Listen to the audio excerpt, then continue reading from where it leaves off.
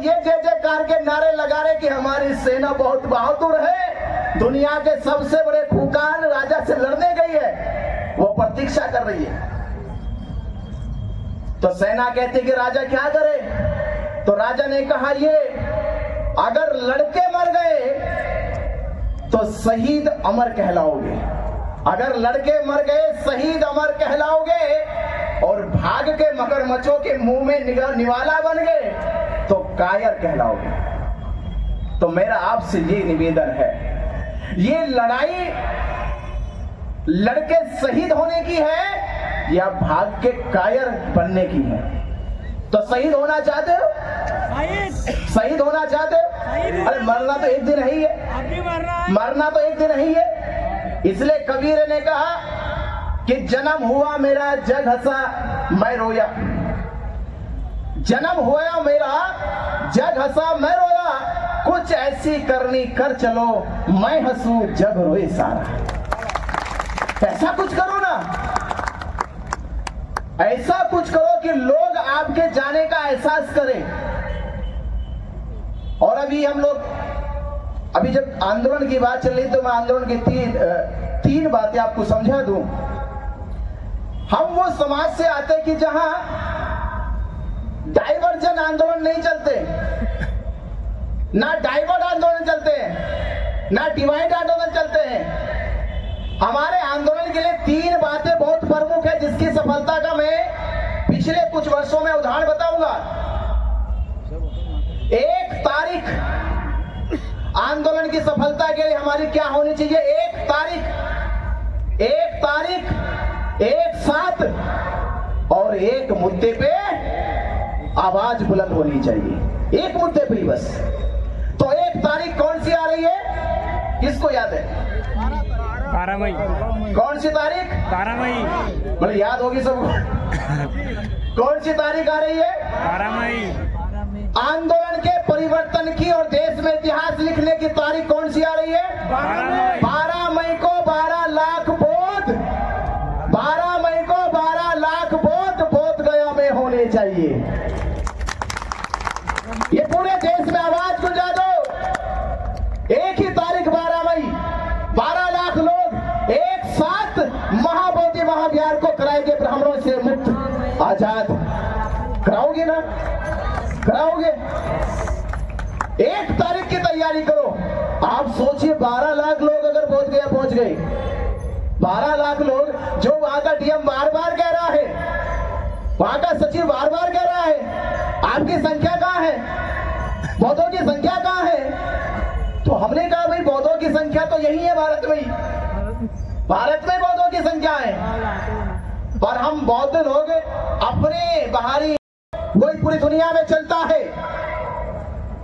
हिंदू लोग भी अपना नियम बनाते हैं, अपने कानून बनाते हैं, पर बौद्धों के पास अपना धर्म स्थल नहीं है। वो क्या नियम बनाएगा, क्या नियम सर्कुलेट करेगा, क्या बौद्धों के प्रचार के लिए वो बैठ के संगोष्ठी करेगा? और ये नहीं हुआ तो लोगों का विश्वास टूटने लगा।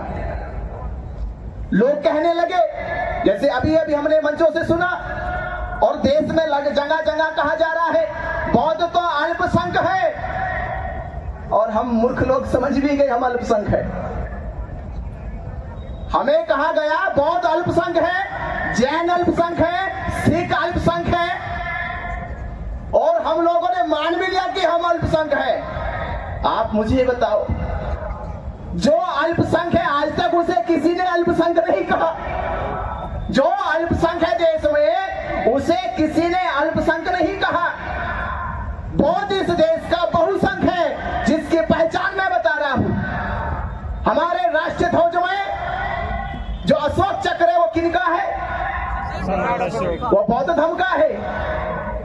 जो भारत रत्न दिया जाता है पीपल के पत्ते पे, वो किनका प्रतीक है? बौद्धों का प्रतीक है। जो अशोक लाट है वो किनका प्रतीक है? बौद्धों का। जो पक्षी है, राष्ट्रीय पक्षी मोर है, वो किनका प्रतीक है? बौद्धों का, मौर्य साम्राज्य का। भारत की जो आइडेंटिटी है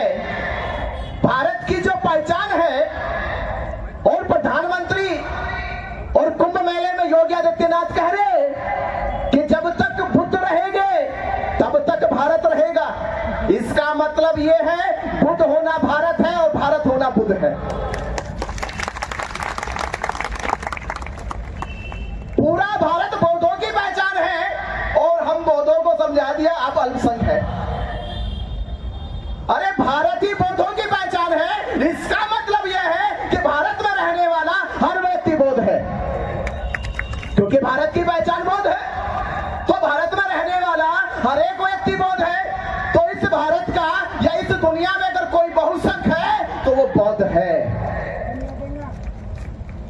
और इस देश में जो अल्पसंख्यक है वो कौन है? अल्पसंख्यक कौन है? ये भारत जान नहीं पाया हमारा। इस देश में अल्पसंख्यक कौन है बोलो? शास्त्रों के आधार पे उनके वर्णों में लिखा ब्राह्मण, क्षत्रिय, वैश्य, शूद्र। तो उन चारों वर्णों में सबसे कम संख्या किनकी? तो अल्पसंख्यक कौन हुआ? जो हिंदू धर्म का वो ढोल पीटते घूमते हैं। तो हिंदू धर्म की जितनी जातियां हैं उन जातियों में सबसे कम संख्या किनकी? तो अल्पसंख्यक कौन हुआ? पर देश उसे आज तक अल्पसंख्यक नहीं कर, क्योंकि उसने अपने आप को बचा लिया, सेफ जोन में लेकर चला गया। क्योंकि अगर भारत के लोग जान गए कि ब्राह्मण अल्पसंख्यक है, तो फिर राम मंदिर में जो हिंदुओं के नाम पे उन्होंने कब्जा करा, हिंदुओं के नाम पे राम मंदिर में कब्जा करा, और राम मंदिर का पुजारी कौन बन गया? ब्राह्मण बन गया। चंदे का पैसा ब्राह्मण खाएगा। और ये BTMC एक्ट भी, BTMC एक्ट में 4 हिंदू के तो जिक्र करा, पर हिंदू कौन? हिंदू कौन? हिंदू ब्राह्मण। इसका मतलब ब्राह्मण बड़ा चालाक आदमी है। वो हिंदुओं को आगे करके अपने अल्पसंख्यक अस्तित्व को बचा लेता है। और लगातार ये ऐसे हिंदुओं को जो SC ST OBC है उनका मूर्ख लंबे समय से सदियों से बनाता रहा है और उनके नाम पे मलाई और दान की लुटाई करता रहा है।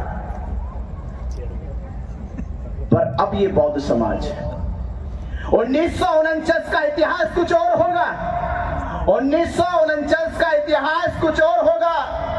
भारत में बौद्ध गुमनाम होगा। इतिहास बदल गया है और आज का बौद्ध समाज जग गया है। आज का बौद्ध समाज जग गया है। विरासत उसकी है जो छीन के दफनाई गई है। अब ये बौद्ध समाज उस दफनाई गई विरासत को हाथों से नहीं, बातों से नहीं, ये सीने से भी छीन कर आपके ले लेगा। ये आपके सीने से भी आपके सामने से लेकर आएगा। आपने एक इतिहास सुना होगा कि एक बार एक जंग के लिए एक राजा को एक ऐसी फौज से लड़ना था जिस फौज का उस दुनिया में इतिहास लिखा गया कि उसने कभी हार नहीं मानी। भागते मरो। तो एक राजा ने, पर जो तुम्हें छोड़ने आए थे इस नदी के किनारे, जो तुम्हें इस नदी के किनारे छोड़ने आए थे, वो तो ये जय जयकार के नारे लगा रहे कि हमारी सेना बहुत बहादुर है, दुनिया के सबसे बड़े खूंखार राजा से लड़ने गई है, वो प्रतीक्षा कर रही है। तो सेना कहती कि राजा क्या करे? तो राजा ने कहा ये अगर लड़के मर गए तो शहीद अमर कहलाओगे, अगर लड़के मर गए शहीद अमर कहलाओगे, और भाग के मगरमच्छों के मुंह में निवाला बन गए तो कायर कहलाओगे। तो मेरा आपसे ये निवेदन है, ये लड़ाई लड़के शहीद होने की है या भाग के कायर बनने की है? तो शहीद होना चाहते हो? शहीद होना चाहते हो? अरे मरना तो एक दिन ही है, मरना तो एक दिन ही है। इसलिए कबीर ने कहा कि जन्म हुआ मेरा जग हंसा मैं रोया, जन्म हुआ मेरा जग हंसा मैं रोया, कुछ ऐसी करनी कर चलो मैं हंसू जग रोए सारा। ऐसा कुछ करो ना, ऐसा कुछ करो कि लोग आपके जाने का एहसास करें। और अभी हम लोग, अभी जब आंदोलन की बात चल रही तो मैं आंदोलन की तीन बातें आपको समझा दूं। हम वो समाज से आते कि जहां डाइवर्जन आंदोलन नहीं चलते, ना डाइवर्ट आंदोलन चलते हैं, ना डिवाइड आंदोलन चलते हैं। हमारे आंदोलन के लिए 3 बातें बहुत प्रमुख है जिसकी सफलता का मैं पिछले कुछ वर्षों में उदाहरण बताऊंगा। 1 तारीख आंदोलन की सफलता के लिए हमारी क्या होनी चाहिए? 1 तारीख एक तारीख, एक साथ और एक मुद्दे पे आवाज बुलंद होनी चाहिए, एक मुद्दे पे ही बस। तो एक तारीख कौन सी आ रही है, किसको याद है? 12 मई। कौन सी तारीख? 12 मई। मतलब याद होगी सबको। कौन सी तारीख आ रही है? 12 मई। आंदोलन के परिवर्तन की और देश में इतिहास लिखने की तारीख कौन सी आ रही है? 12 मई को 12 लाख बोध, 12 मई को 12 लाख बोध गया में होने चाहिए। ये पूरे देश में आवाज गुंजा दो। एक ही तारीख 12 मई, 12 लाख लोग एक साथ महाबोधि महाविहार को कराएंगे ब्राह्मणों से मुक्त आजाद। कराओगे ना? कराओगे? एक तारीख की तैयारी करो।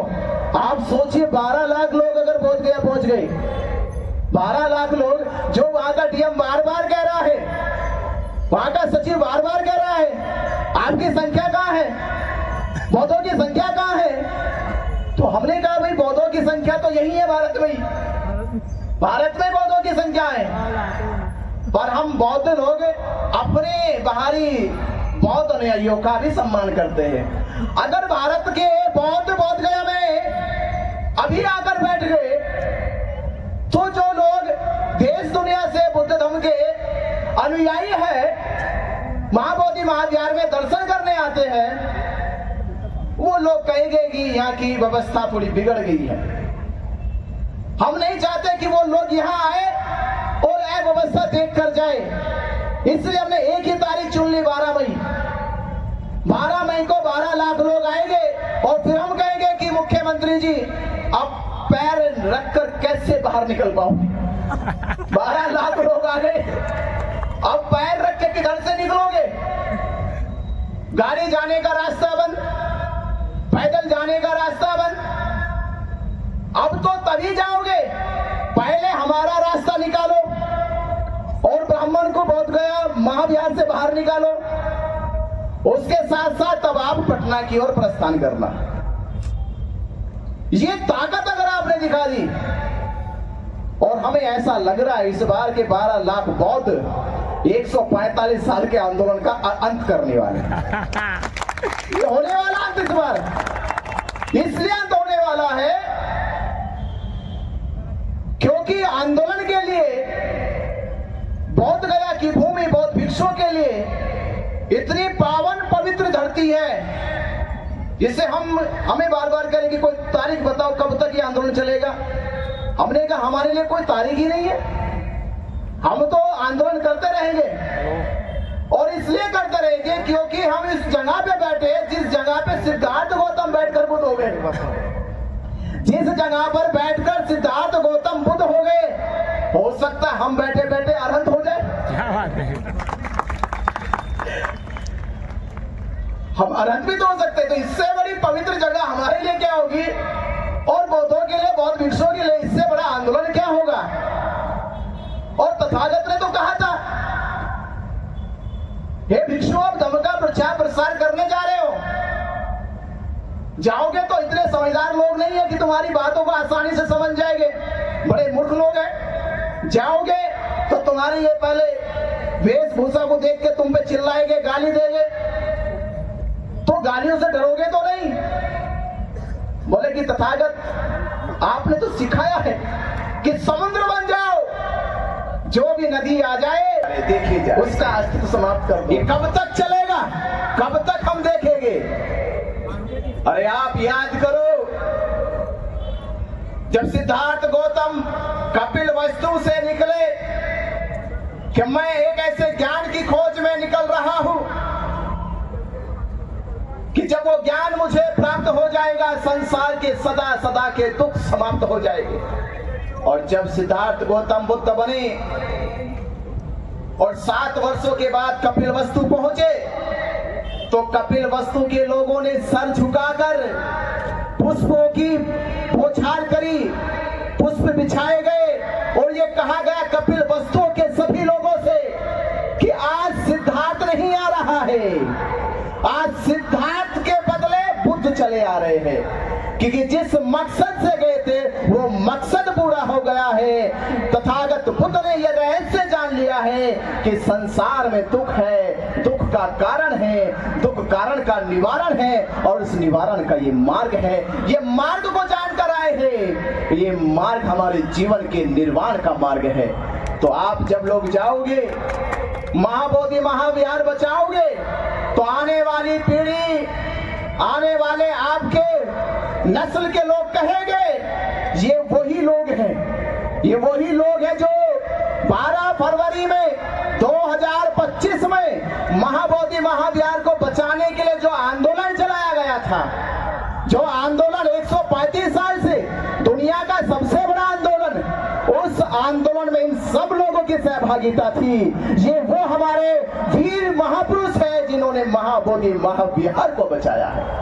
वो फक्र करेंगे, वो अपने ऊपर ये गौरव करेंगे कि आप उनके पूर्वज हैं, आप उनके महापुरुष हैं।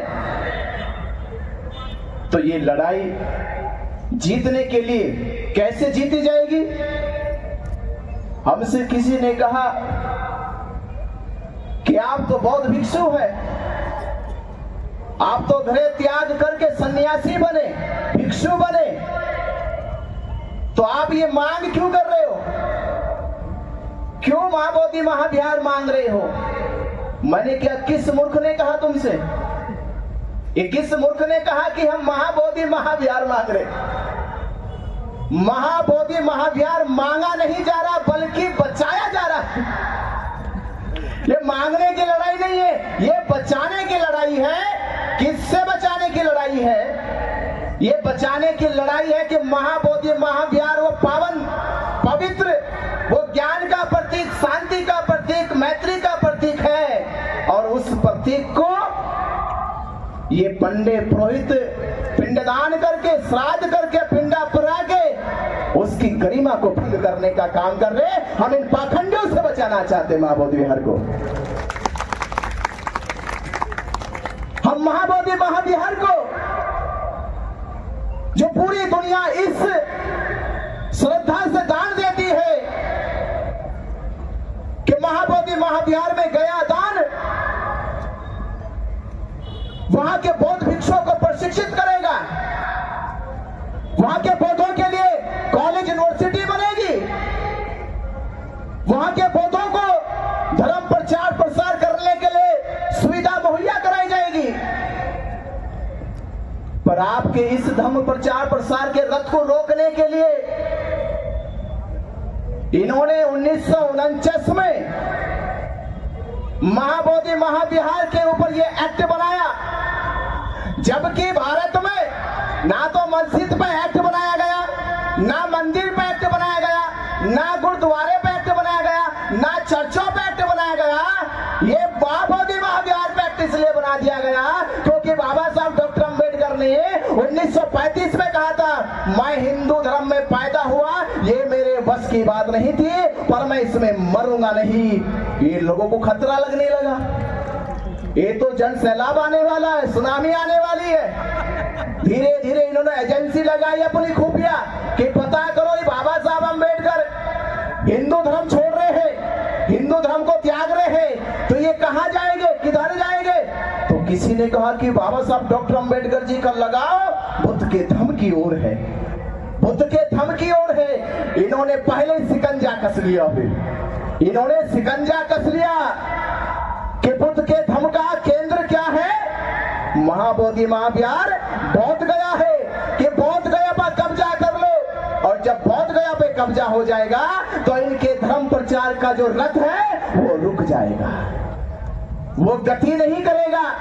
भारत में बौद्ध धर्म का प्रचार प्रसार ज्यादा तेज नहीं होगा और यही कारण है मक्का मदीने पे